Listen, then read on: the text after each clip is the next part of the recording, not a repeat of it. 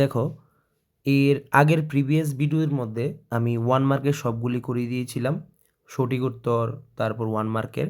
আজকের এই ভিডিও থেকে শুরু করবো তোমাদের 2 মার্কের। তো ভিডিওটা শুরু করার আগে আবারও বলছি, তোমরা কিন্তু চ্যানেলটাকে অবশ্যই সাবস্ক্রাইব করে দেবে এবং শেয়ার করে দেবে, কারণ এখানে প্রিভিয়াস ইয়ারের যা কোশ্চেন আছে সবগুলি আমি সলভ করে দেব। তো দেখো, কালারটা নিয়ে নিচ্ছি। হ্যাঁ, তো দেখো কি আছে। ফার্স্ট কোশ্চেন কি আছে, অর্থনীতিতে অতিরিক্ত চাহিদা উদ্ভবের কারণ কি? অর্থনীতির মধ্যে যে অতিরিক্ত চাহিদা আছে এর উদ্ভবের কারণ কি? আনসারগুলো আমি সব দিয়ে দেব এখনই ভিডিওর মাধ্যমে। নেক্সট কোশ্চেন কি বলেছে, অর্থনীতিতে রাজস্ব ঘাটতি দুটি প্রভাব লিখো। যেহেতু পেজটা একটু এলোমেলোভাবে দেওয়া আছে তাই কোশ্চেনগুলি আমি আবার পড়ে নিচ্ছি। 21 নম্বরে কী দিয়েছে, 1991 সালে বেসরকারীকরণের কী কী ব্যবস্থা নেওয়া হয়েছিল? মানে 1991 সালে বেসরকারীকরণের যে ব্যবস্থা নেওয়া হয়েছিল, কী কী নেওয়া হয়েছিল সবগুলো আমি পড়বো আনসার সহকারে। নেক্সট কোশ্চেন কি আছে, আঞ্চলিক অর্থনীতি গোষ্ঠী কী? এই চারটার সম্বন্ধে আগে আমি এক্সপ্লেন করব। তো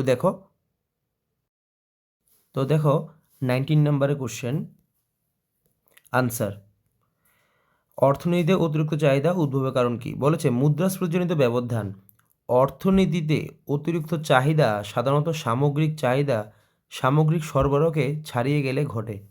এর প্রধান কারণগুলি বলেছে, অর্থনীতির মধ্যে যে অতিরিক্ত চাহিদা সাধারণত সামগ্রিক চাহিদাগুলি থাকে, এটার সামগ্রিক সরবরাহকে ছাড়িয়ে গেলে তা ঘটে থাকে। কি কি কারণগুলি থাকে? দেখো, প্রথম কারণ, অর্থনীতিতে মুদ্রা সরবরাহ বৃদ্ধি পেলে মানুষের ক্রয় ক্ষমতা বাড়ে, ফলে চাহিদাও বাড়িয়ে দেয়। যদি অর্থনীতির কারণে মুদ্রার সরবরাহটা বৃদ্ধি পায় তাহলে মানুষের ক্রয় ক্ষমতাটাও বাড়বে, তার সাথে সাথে চাহিদাটাও বেড়ে যাবে।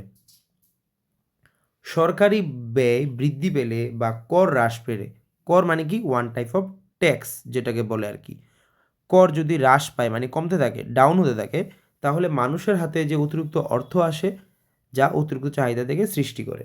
নেক্সট পয়েন্ট কি, বিনিয়োগ বৃদ্ধি। বিনিয়োগ দ্যাট মিনস ইনভেস্ট করা, মানে কোনো কিছু ইনভেস্ট করাকে বোঝায়। বিনিয়োগ যদি বৃদ্ধি পায় তাহলে কর্মসংস্থান বাড়ে, আয়ও বাড়ে, সামগ্রিক চাহিদাও বাড়ে, সব কিছু এখানে কি হবে, বেড়ে যাবে। তো এটা ছিল 19 নাম্বার কোশ্চেন আনসারটা। তো আমি কালারগুলি সরিয়ে দিচ্ছি যাতে তোমাদের স্ক্রিনশট নিতে পারো। ঠিক আছে, স্ক্রিনশট নিয়ে নাও। Next 20 number. 20 নাম্বার কি বলেছে, অর্থনীতিতে রাজস্ব ঘাটতি দুটি প্রভাব লিখো। কি? একটা হলো মুদ্রাস্ফীতি, একটা হলো ঋণের বোঝা। অর্থনীতিতে রাজস্ব ঘাটতি দুটি প্রধান কারণ প্রভাব নিচে উল্লেখ করে দেওয়া হলো। কি কি? রাজস্ব ঘাটতি পূরণের জন্য সরকার প্রায় নতুন নোট ছাপায় যা অর্থনীতিতে মুদ্রাস্ফীতি সৃষ্টি করে।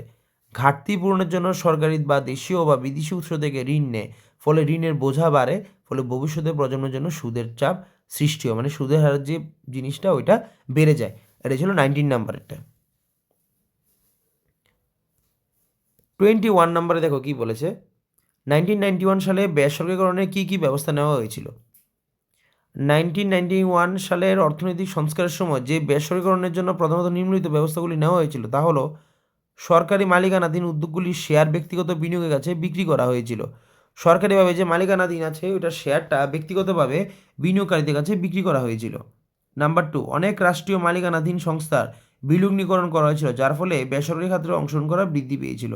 অনেক সময় কি দেখা গেল যে রাষ্ট্রীয় যে মালিকানাধীন সংস্থার বিলগ্নীকরণ করা হয়েছিল, যেটার ফলে কি হয়, বেসরকারীকরণে খাতের অংশগ্রহণ বৃদ্ধি পায়, তার জন্যই তো আস্তে আস্তে বেসরকারীকরণের ব্যবস্থা নেওয়া হয়েছিল। এটা ছিল 21 নাম্বারের। 22, আঞ্চলিক অর্থনৈতিক গোষ্ঠী কি?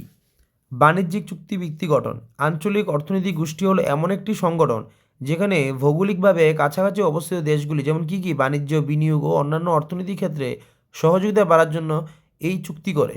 এটা এগ্রিমেন্ট নিয়ে নেয়। চুক্তি দ্যাট মিনস কি, এগ্রিমেন্ট। এগ্রিমেন্ট কি বোঝায়? তো দেখো, তিনটার কথা বলে দিয়েছে। সদস্য দেশগুলির মধ্যে শুল্ক বাণিজ্যে বাধা কমানো, দূর করা, এটা একটা। অর্থনৈতিক সংগতি বৃদ্ধি করা, সাধারণত বাজার অর্থনৈতিক উন্নয়ন গঠন করা। নেক্সট কি, সদস্য দেশগুলি অর্থনৈতিক প্রবৃদ্ধি উন্নয়নে ত্বরান্বিত করা। এগুলি ছিল 2 মার্কের 4টা কোশ্চেন। এগুলি স্ক্রিনশট নিয়ে নাও। ঠিক আছে, নেক্সট ভিডিওতে আমরা 3 মার্ক এবং 4 মার্কেরগুলি ডিসকাস করে দেব।